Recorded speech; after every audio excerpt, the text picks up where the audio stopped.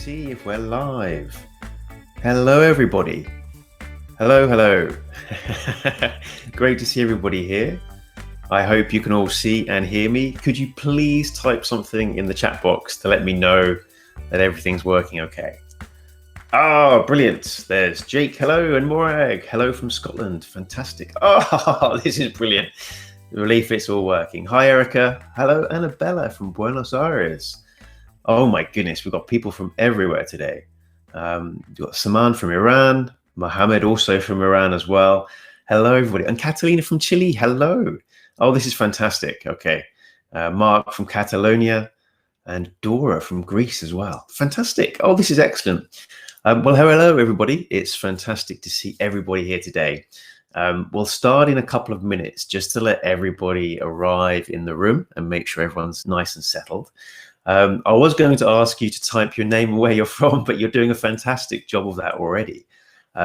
Let's see, we've got Mer from Turkey, Nazi from Georgia, Saeed from Morocco, Paul from Thailand, hello Paul, and Cecilia from Argentina.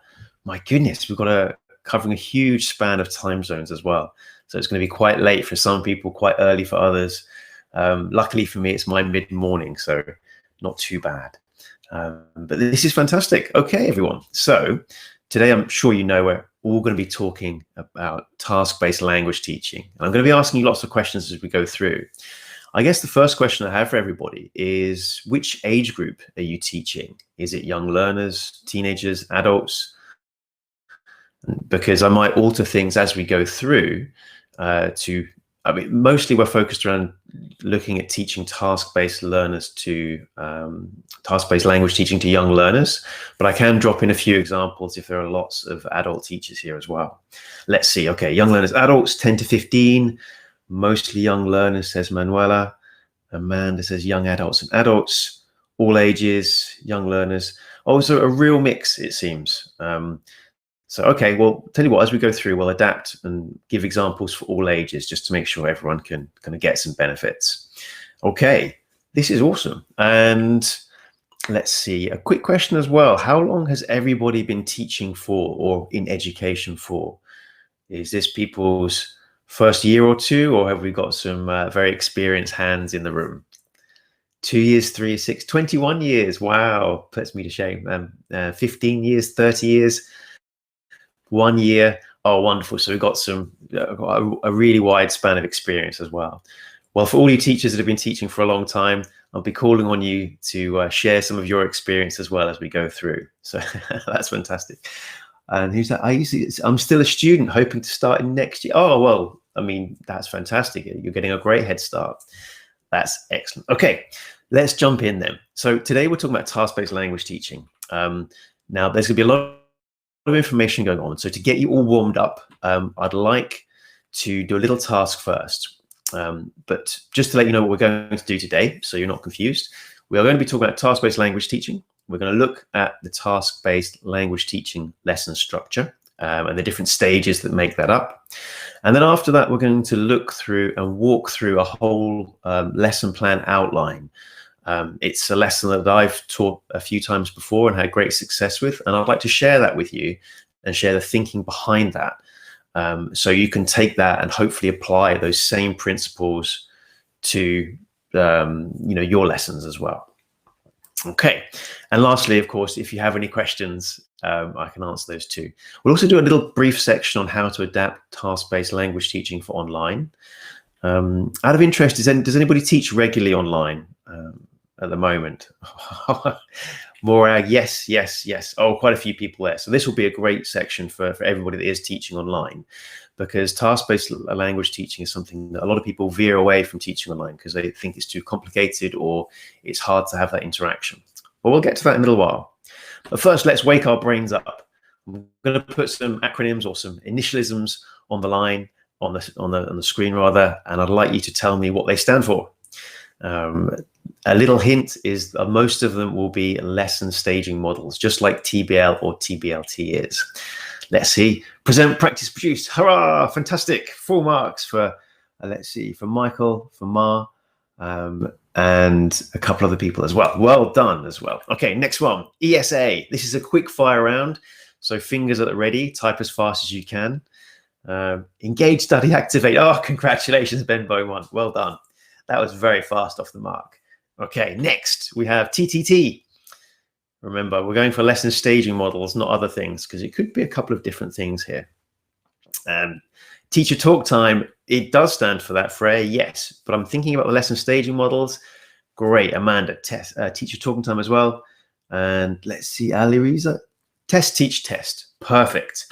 Next up, ELT, trick question, not a staging model, but it's something we should all be doing every day. Can anyone guess what that might be? Yes, English language teaching. Well done, everybody. Next up, a slightly newer staging model. We have a CAP/E. Sometimes the E is in brackets. It's optional. And if you came to my lesson planning webinar a couple of weeks ago, you'll remember we covered it there. Let's see. Oh, Jane, that was very fast. Context analysis, practice, and evaluation. Full marks for you, Jane. Congratulations. Next, we have TBL, which should be a little bit easier, as we're kind of on that topic for this webinar. Task-based learning, excellent. And the last of all, TBLT, which I should have started with this one really, as that is the easiest, as I've mentioned it several times already. Can anyone guess what that one is? I see some people typing. It's slightly longer to type, so it might take a little bit longer. Task-based language teaching. Mark, congratulations, yes. So often people are a little bit curious about what the difference is between TBL and TBLT. So task-based learning is the act of learning that students engage in. And of course, TBLT is what we engage in as teachers when we're teaching the language itself. So hopefully our TBLT will lead to TBL for our students. Now, let's start with the fundamental question of what is task-based language teaching? Out of curiosity, does anybody use task-based language teaching, or is it a regular staging model that anybody here uses at all? Sometimes, no, sometimes. And if you use it sometimes or not very much, why don't you use it very often? What is it that stops you from using TBLT over a different staging model, such as PPP or ESA? So what Nazi says, for variety, rarely. Mark says, have to follow a given syllabus. So that's, yep, okay. I can understand that. If you have a very strict school, sometimes they do demand that you follow a certain methodology or way of teaching.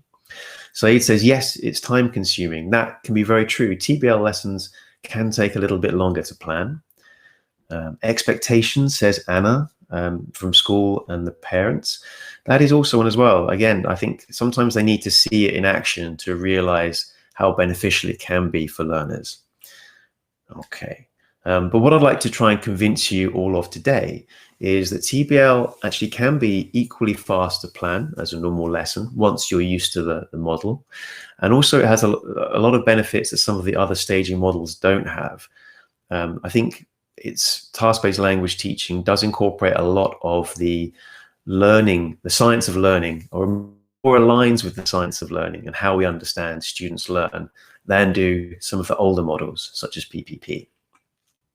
Okay, so here is a very my hand-drawn diagram of the staging models of task-based language teaching. Again, if you're in my lesson planning webinar a couple of weeks ago, you'll recognize this. In very broad strokes, we'll look at what this is, and then we'll drill down into some details. So we start off with a pre-task in the first stage of the lesson. You then move to a task, which has 3 stages. There is the task itself, which students start off with straight away. They then engage in a little planning session, which leads to a presentation section, the students presenting either to the teacher or to other students of how they completed the task and what they might have learned from the task. And finally, that leads to a review where the teacher can focus on accuracy and maybe include another practice stage to focus on accuracy as well. Okay. Manuela, don't worry, your mic isn't on. I don't think, well, I can't hear you anyway, so don't worry. So that is task-based language teaching in a nutshell. Now, I'd like to quickly look at each of these stages before we go through and look at the example lesson. So one of the first questions I get whenever I do training on task-based language teaching is, what is a task? It's pretty fundamental. You know, someone says, okay, well, we're going to do TBL, but not really sure what a task is. Is it just an activity? Is it a game? Is it just something I would normally do from my course book when I pick out a few questions for my learners to do? So let's have a little look at what a task is. There are, over time, a few different writers and authors and practitioners have come up with different definitions of what a task is. So the first one of the first ones was Michael Long back in 1985, when he said, a task is the 101 things that people do in everyday life, at work, at play, and in between. It's hard to think of a definition that could be more wide-ranging or all-encompassing than this. Now, this one really just says that a task is something that belongs in real life, and taking any of the tasks that you might do, such as cooking dinner, making a reservation, painting a fence, ordering something online, everything that you have to do as a task outside the classroom as well. However, because this is so kind of very vague and a little bit nebulous, a few authors since then have tried to define it further. So let's see, Roderick, it could be a problem-solving activity. Yes, exactly. Alarisa says task is meaningful, authentic. Fantastic. Oh, you guys are get straight to the top of the class. We'll cover that in just a second. And you're thinking along the same lines as these writers that followed up with Long's ideas. David Noonan in 2004 wrote that classroom work, a task is any classroom work that involves learners in comprehending, manipulating, producing, or interacting in the target language in order to express meaning. So here we have that key part here, which is meaning and conveying something to another person that they are able to understand and then act on. So as long as that is in a task, then it can, anything the students do to work with the language to get meaning across can be considered a task. So the ideas carried on to evolving, and then Jane Willis in 1996, who's always been very involved with TBL and TBL frameworks, wrote that tasks are always activities where target language is used by the learner for a communicative purpose in order to achieve an outcome. So here we shift from meaning slightly to the focus on outcome and achieving a goal. So again, you're starting to see all these different pieces of the puzzle being put into place. We have, something from real life from Long. We have a focus on meaning from Noonan, and now we've got Willis saying there has to be an outcome or a goal involved. I would also like to chip in, not that I'm, nearly as famous as any of those other writers, but it always seems to me that there should be a gap involved in a task as well. If all the learners have the same information, the motivation is removed from the task. So if any of you were in my last webinar, the lesson planning, we did discuss the three different kinds of gap. Can anyone remember? We'll just briefly cover these. There is an information gap, a reasoning gap, and an opinion gap. Can anyone remember what an information gap is? That's a little question for you. See if you can see how fast you can type.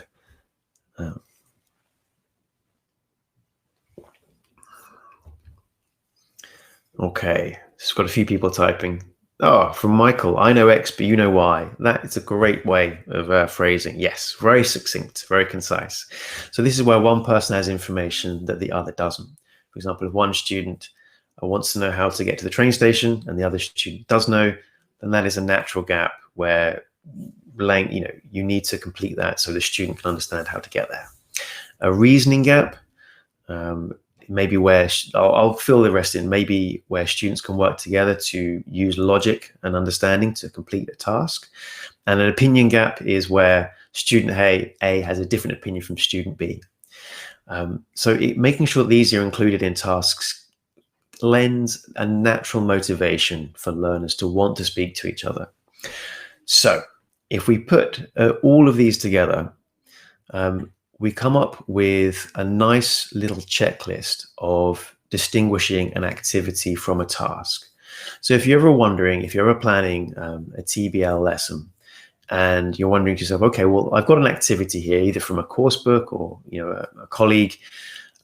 How do I know that it will make a good task in a task-based language teaching lesson? You can use these 6 questions to answer that. So first of all, is it engaging? Is it naturally motivating? If it's, if you've got a bunch of young learners and you're trying to do job applications, then they're not going to find it very interesting or relevant to their current lifestyles. So make sure it's engaging and personalized as much as possible. 2, is there a focus on meaning? 3, is there an outcome? 4, is there a clear completion goal? So are they able to, is it very obvious when they finish the task? 5, is there a gap? And 6, does it relate to a real world activity? So if you're able to answer yes to all of these questions, then you have a fantastic example of a task. So some examples of a task. It's pretty interesting for these. These are just ones that came off the top of my head. I'm sure there are millions of others. So one might be draw a map of your partner's walk to school. Again, that's very personalized. It's engaging because they have to do it every day. There is a focus on meaning. They have to understand how it works. The outcome is very obvious, that one student can show they know or they don't know. Again, there's a clear completion goal.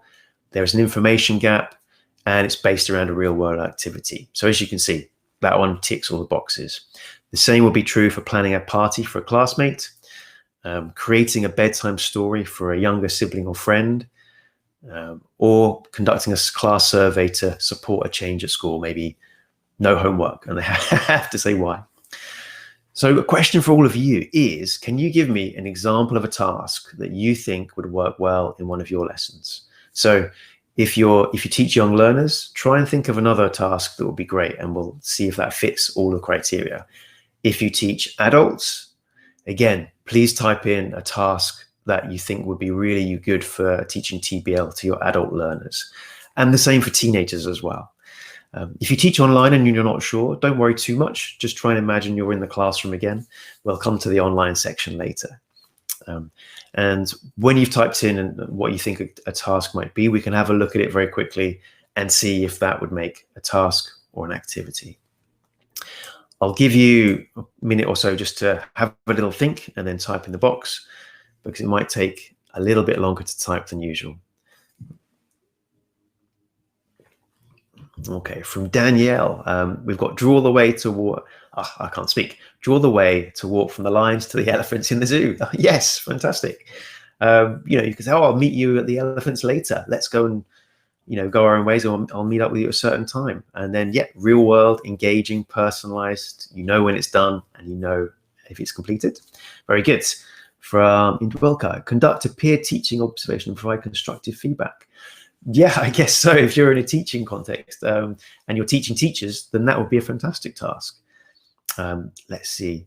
2 says, English speaking task, present about your study room. Sure, if you're talking about study tips for students, especially teenagers who are engaging in lots of exams, sharing study tips and how you set up your study area is a great one. Let's see, Eleni, 9 years old, draw their family eating together. Sure. Well, a nice one would be maybe to describe them so they can draw each other's. My mum sits next to, I sit in the middle of, would be great for prepositions, right? And then they have to draw each other's. See, Michael says, propose a plan for a kindergarten playground built entirely from reusing. Oh, that's very nice. Yeah, very eco-friendly. I like it. Macy says, compose a poem for COVID-19 frontliners. Wow. Oh, that sounds like a really interesting one. You've got me thinking now. Rubina says, complete a story giving each student a chance to add a sentence. That one's a really nice one too. So actually that brings up a really interesting point, Rubina. We've said, or the writers I quoted earlier all mentioned it has to relate to a real world activity. I would push back against that a little bit and say, if you're teaching young learners, it doesn't have to be real world, as in, making your bed, tidying your room kind of real world. It can be based in an imagination, fighting a dragon, or rescuing the princess, flying on a spaceship, meeting aliens. anything that's engaging. Children have amazing and wonderful imaginations, and it's such a shame not to let their flights of fancy zoom off and use that in lessons by just sticking to the real world. Oh, let's see, we've got a few more here. Adults planning an international trip.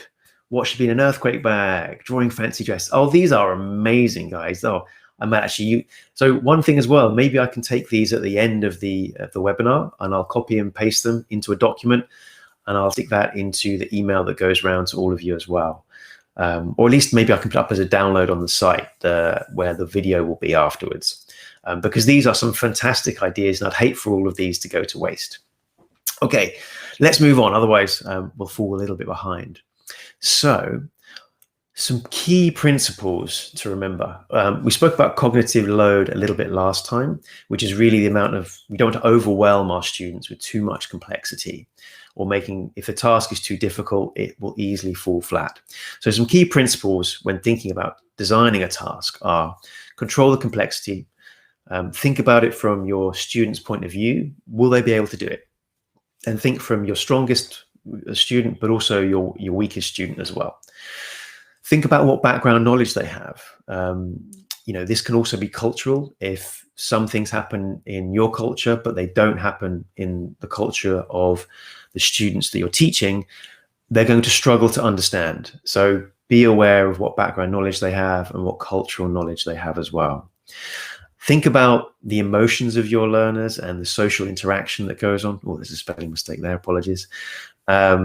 So think about, working sort of socio-emotionally, grouping students together that will work well together, that students will be able to, work and as small groups and pairs without a problem. Instructions, making sure they're simple, effective, to the point, and again, making sure you have the interest and motivation embedded within the topic and the task that you've chosen.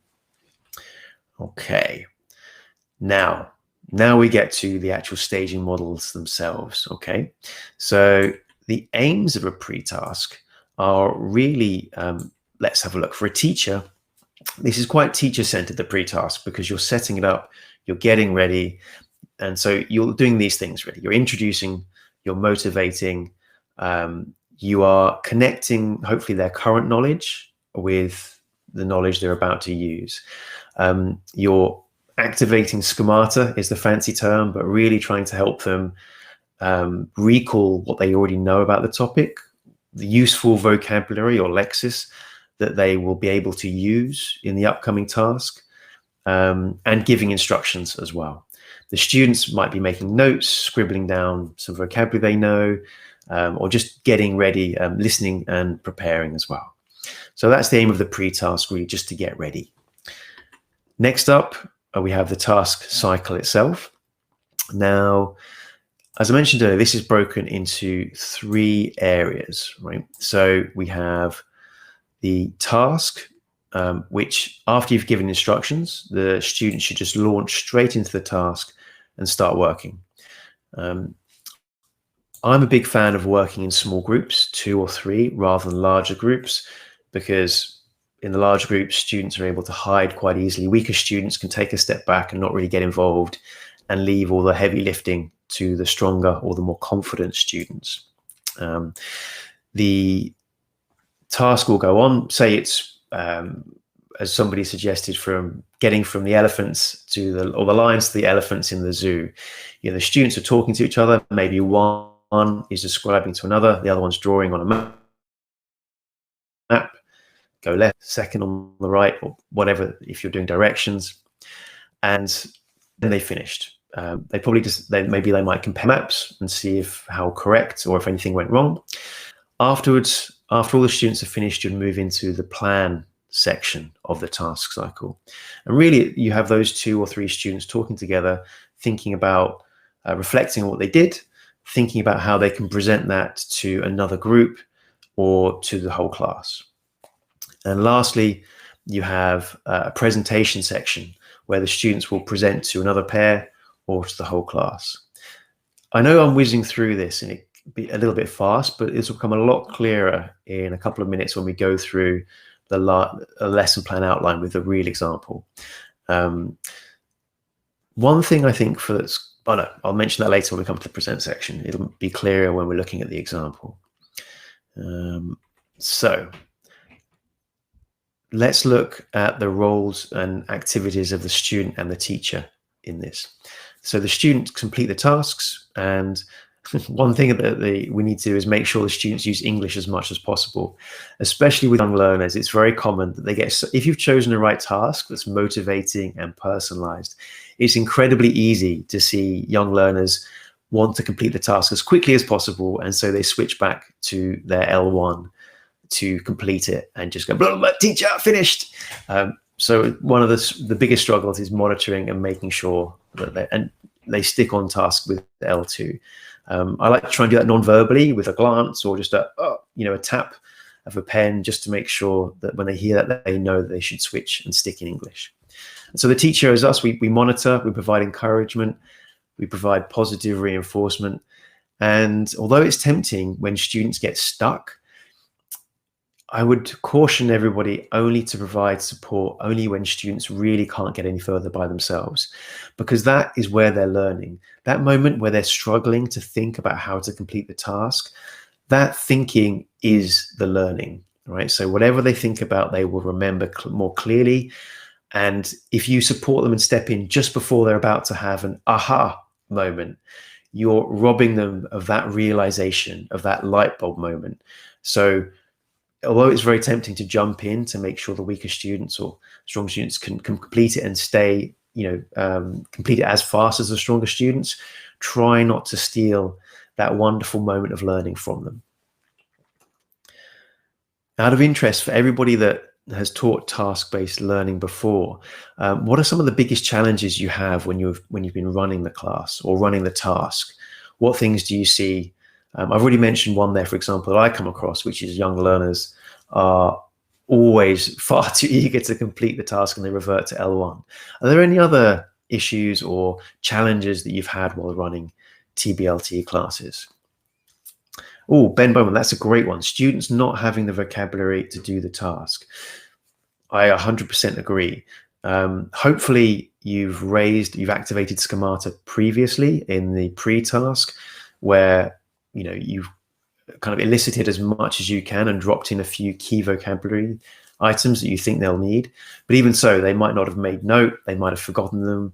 So that can also be something you can handle sensitively. If it appears the whole class is struggling with 2 or 3 words, you can board them, you can draw attention back to you and present them and maybe CCQ them. If it's just 1 or 2 students that are struggling, you can maybe drop it in as you're monitoring and walking around to cause minimal disruption in the rest of the class. But that's a very good point. Let's see, different levels of students from Warwick. Yes, 100%. Sometimes you can try and think about this ahead of time when you're grouping them. Try and group students of a similar strength together. But yes, if sometimes you can just have students who are feeling lazy on a particular day or who struggle or have missed classes and come back. But grouping can be really, really useful to try and alleviate some of that. Graham says, look at each other's paper. So no, oh, I love that one. Yes, definitely. You hand out whatever you do not show this card to your friend. Okay, look, here it is. Students can always do that. So try and keep them face down on their desk with like their pencil case on top or something like that. Anna says, students not feeling safe and being too shy to try. That's a really interesting one. I think for that one, there's a lot of going on with that outside of just a task-based lesson, which is to try and encourage a really positive learning environment in your classes generally, and building up over time. And you'll see that cohesion of the class and of the group build over time. But then in the task itself, if you can group some maybe shyer students together, so there's no place for them to hide, and then once you can see the task is running well, then maybe as you're monitoring, you can spend more time with those students. Let's see. From Jake, other issue, why else is the ability to work on collaborative tasks? Yes, I agree. If you give them an extremely complicated, like 5-year-olds, like 7-step task to complete, they'll be off with the, in dreamland before you know it. So the key with that is to really stage the instructions and keep the tasks very simple. Even if you go around this task cycle 2 or 3 times in the lesson, because your task is extremely short but very focused, that is almost better for young learners because they have a much shorter concentration span. Let's see, who else have we got? Effective filters right down. Yes, I'd agree, Anna. Lack of time for Morag. Yeah, that can also be one as well. Again, time awareness is tricky, but maybe you can try and manipulate that with the difficulty of the task or how many steps a task would have before it gets completed. Elena says overuse of L1.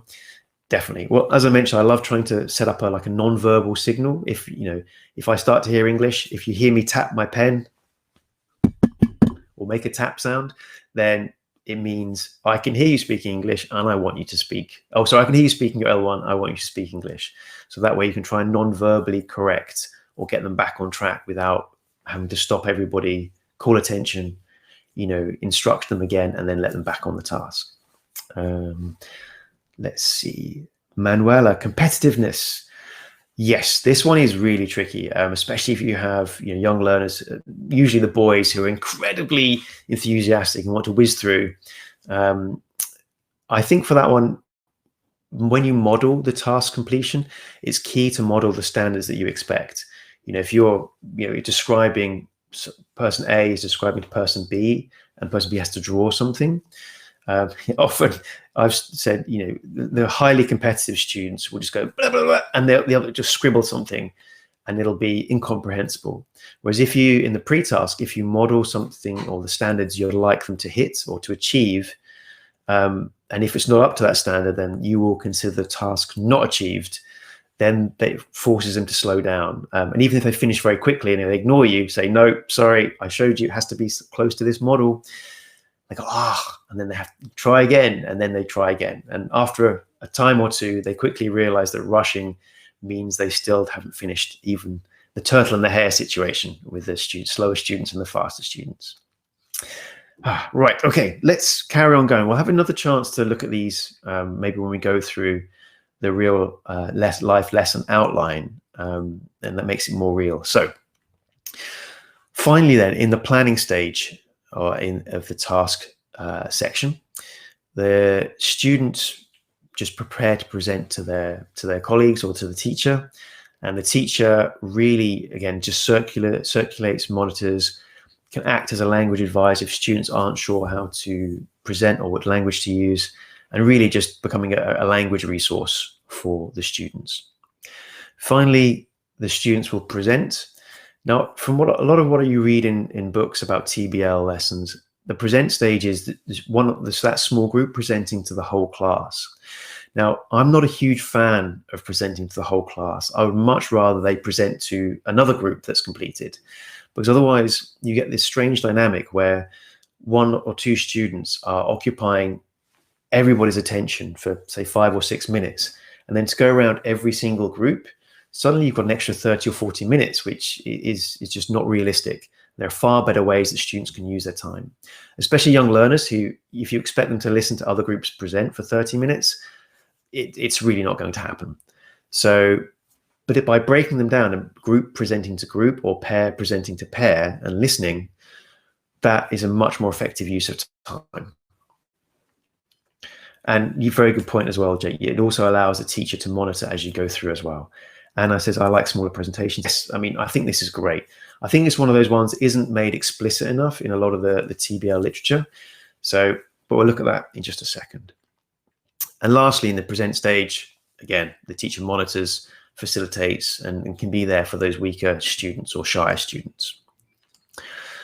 Okay, the third stage in task-based language teaching is the review. This is really made up of 2 things, really.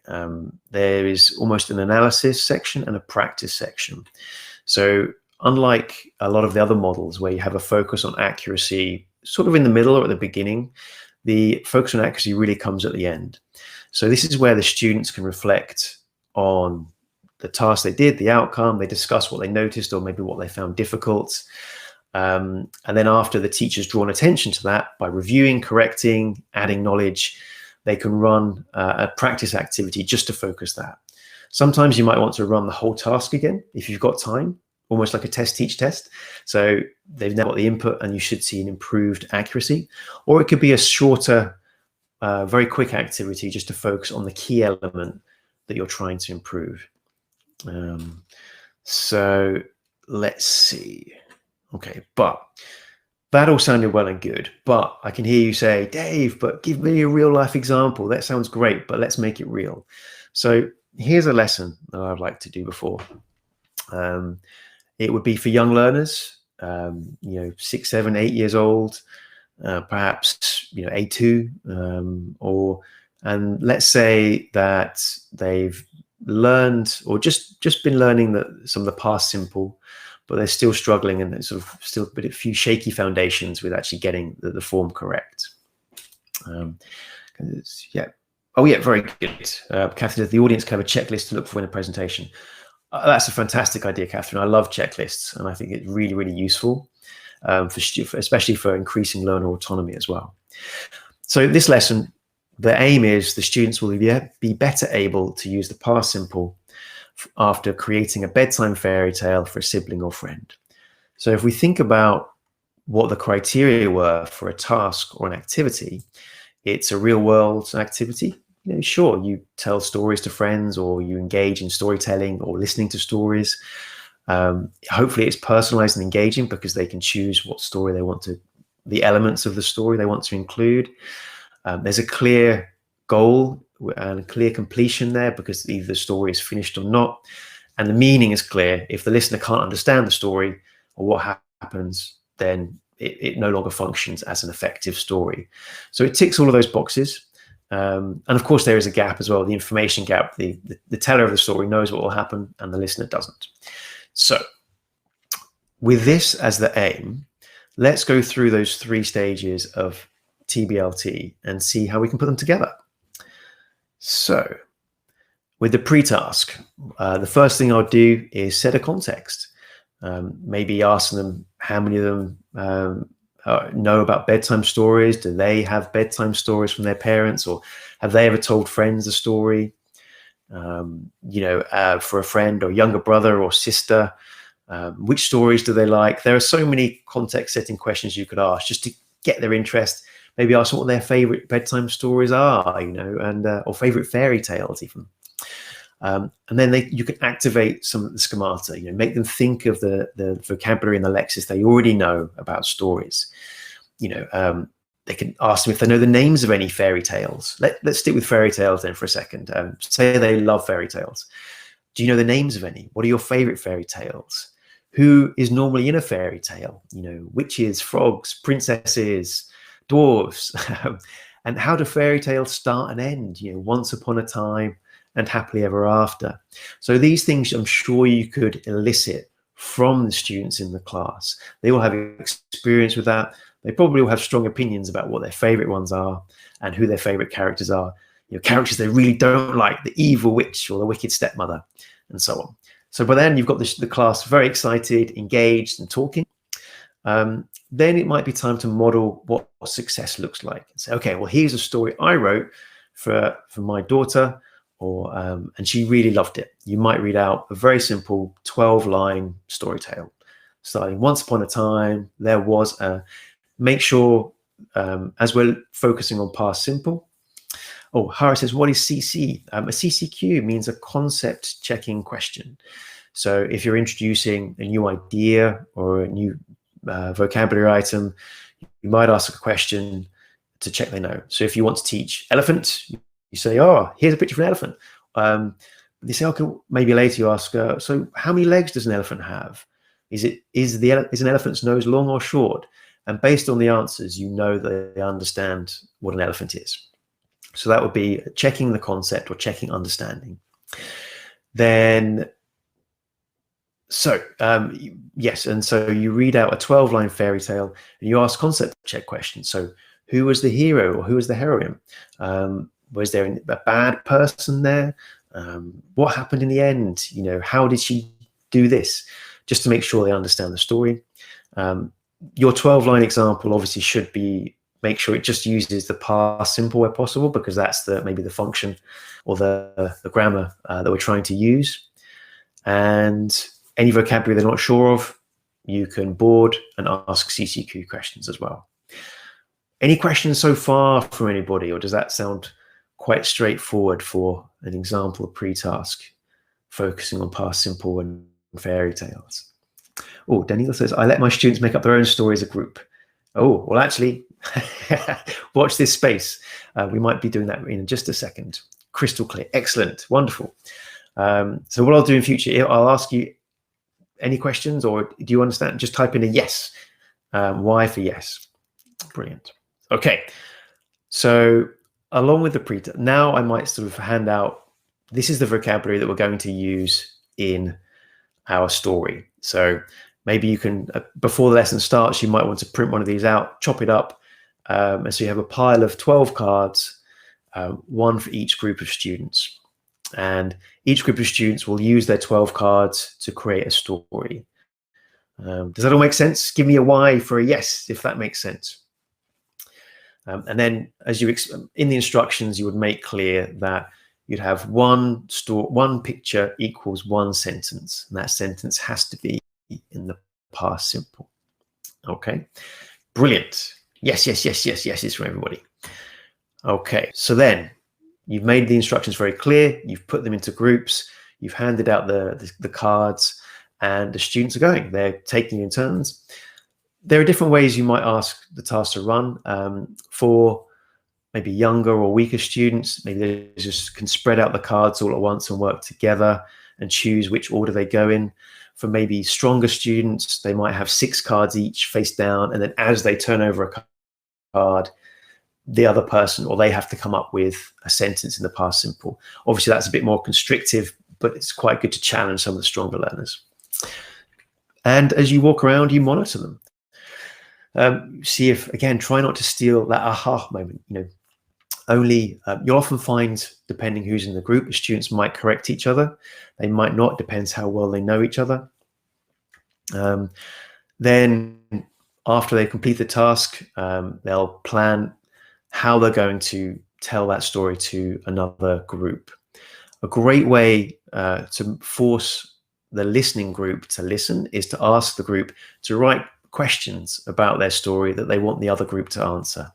So once group A have finished writing their story, group A are going to write 3 or 4 questions to give to group B. And then when they read their story to group B have to listen and answer the questions.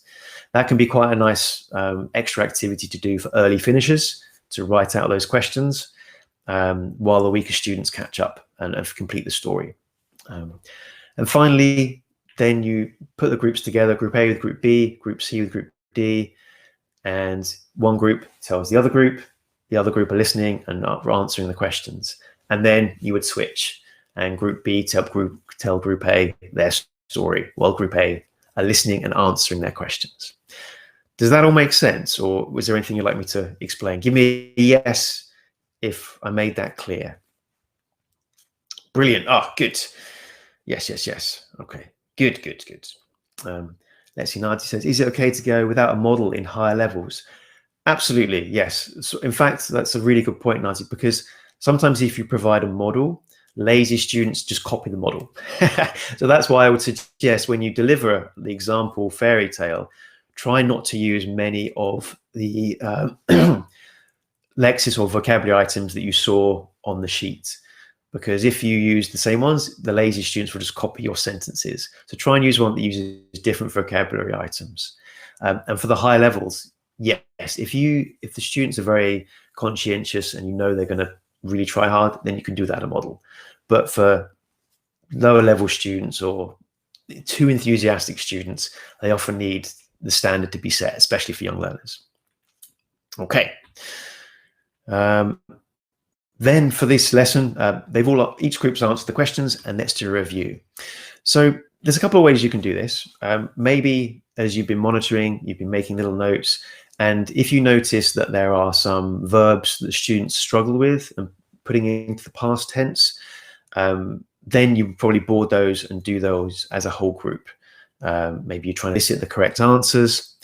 So any verbs or any errors that were of quite high frequency, make sure, draw the whole class's attention to those. Then if you want to practice specific forms or maybe the irregular verbs gave them some trouble, then you can play a short game. Maybe again, put them into pairs, and then each student takes a turn to say a sentence and the other one has to follow on with another sentence using the past tense. And the first person to make a mistake might lose a point or something like that. Something very simple, very easy, quick fire activities that don't require a lot of setup. Or alternatively, you can have it repeat the main task with the card again, or even a different set of cards. Maybe you have a set of cards about spaceships and robots or aliens this time, so they have a different. But again, you need to be very confident that the learners will know vocabulary already. Oftentimes, it's best to do the task again with the same cards if you have time. If not, use a quick fire activity. Let me see. Could you recommend some TBL tasks from middle school? Actually, there are a couple of books I can recommend, but I'll come to those at the end. If you just remind me at the end, I'll kind of mention a couple of really good activity books. Okay, so that's the review section. Any questions about the review, or was that all quite straightforward? Give me a yes or why, if that's okay, or if you have a question, type it in now. Good. Yes. Wonderful. Okay, so now a lot of you earlier mentioned that you are teaching, and just the world we live in at the moment, a lot of our classes have gone online. So rather than going through the whole lesson outline again and how I do it online, I'd like to show you some principles for how to convert a lesson, a task-based language teaching lesson, or any other lesson really, into online. And Cecilia says, can we have the PDF? Yes, of course. When we've finished, we'll put the video up online on the website. It'll also have the slides downloadable as well. So you'll even have everything in high quality you can download and use yourself if you'd like. So looking for online. Now, there isn't a one-size-fits-all solution for online, because I'm sure a lot of you are using different software that has different capabilities. So what I like to do is do number 1, 2, and 3 in terms of priority based on how much interaction, because that's the one thing that is extremely limited in online classes, the amount you can interact with students compared to in face-to-face classes. So if you have the option, go with number 1. If you have breakout rooms, you can really almost do the same thing that you did in line. You can send students off as you show the vocabulary, the pictures, they can take a screenshot, or you can email those ahead of time to some of the learners or to their parents and say, look, if the students have printers at home, the parents do, you can ask them to print it out so learners can look at the cards, or you can have a little video showing the cards that you're using to make it a bit more tactile and a bit real. But if you do have a breakout room, you can put students together to, again, come up with a story like that. Now, if you don't have a breakout room, which a lot of meeting software doesn't, or it doesn't work very well, you can overcome that by almost turning it into a collaborative writing exercise. Because it's not a lengthy one, you can use something like Google Docs, where students can work collaboratively at the same time, in real time, and see the changes that each other make. So they still have all the vocabulary items to use, and then they write those in the doc. They can move those around and then write a sentence with that. And the other one can correct them or add or change like that. Again, it does require, if it's a younger group, it would require parent supervision to do this. But yeah, otherwise, if you don't, then the third option is you can do it individually. So as you show the list of vocabulary that you'd like the learners to use, those 12 vocabulary items, you can assign each student 1 or 2 of those items and ask them just to write a sentence. And then as each student reads it out, then you can work and go, okay, well, assign each student a number, like 1, 2, 3, 4, 5, 6, if they're each in 2 sentences, and ask them which order they think it should go in. So once upon a time, Jeff, what's your sentence? There was a beautiful princess. Okay, well, should that go first or last? Okay, first. Yeah, let's put it first. And then you can type and create the story with them in real time. And that way, the students are producing the language themselves, they're giving it to you, and then you're taking votes or suggestions on how to assemble it in front of them. And that way, the students can see their story being built in real time by you. Now, that's the least interactive because it doesn't involve any student-to-student interaction. But it's if you have the loads of limitations on the software you use, then it's probably the best you can do. Did that all make sense? Kind of give me a Y for a yes if that. Excellent.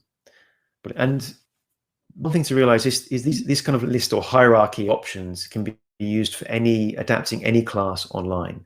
So again, the way I give the priority to interaction. Student-to-student interaction, of course, is highest. Obviously, and the bottom of the list is teacher-to-student interaction. But of course, student-to-student is by far the hardest one to do in online. Okay, now just some principles as well that I found are really useful. They're probably very obvious to a lot of you who've been working online already, but make sure you're extremely clear with instructions and make sure you check. So after you allocate maybe a word or a vocabulary item to student, ask them back, so what's your item? Make sure it's very, very clear. Keep it as collaborative as possible, if possible. Spoken is ideal, but if not, then maybe they can work together in a written form on Google Doc or something similar. And then if not, they can work individually. So that's everything that I'd like to do. Has anybody got any questions about task-based learning or either adapting it to online or the stages? I'd love to be able to answer those. I might be able to take one or two now, but really what we're trying to do is after the webinar finishes, we're asking everybody who has questions or comments to go to our Studycat events Facebook group. I will drop a link in the chat in just a second, because what we're doing, the aim of that group is really to be able to have a group of like-minded people who are all really curious and asking questions. And as a follow-up to the webinar, whoever's running the webinar, whether it's myself or Jake or somebody else, we're all going to be hanging out 20-30 minutes after each webinar. And so if you have questions that we can answer, we'll be happy to be there and answering those for everybody there. So I'm going to drop the link into the group chat now. You should be able to see that. facebook.com/group/a long number. If you click on that, click on join, and then in a few minutes, myself and Jake will be there just answering questions. And also, of course, the other advantage of being there is you'll see any announcements coming up for future webinars and events as well. Now, in addition, a few of you have asked about resources. Will we get the video? Will there be a PDF? Yes and yes. If you're in the Studycat events group, you'll get notification about when they're both ready. You'll probably get an email as well from Click Meeting to tell you too. But they'll both be on our website on studycat.com/events.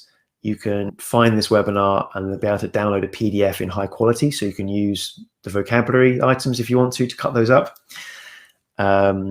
Also, if any of you are interested in reading further, we are going to have, let me see, this seems to have frozen, but a list of references that you'll be able to click through and read about different things as well. A lot of TBL books, articles, and so on, but that'll be in the final PDF, as it's not seeming to show up here. Thanks very much to everybody. It's been really enjoyable. I'll drop that link in the chat again, so please head there. Before you all go though, we have a huge event coming up, which is going to be amazing.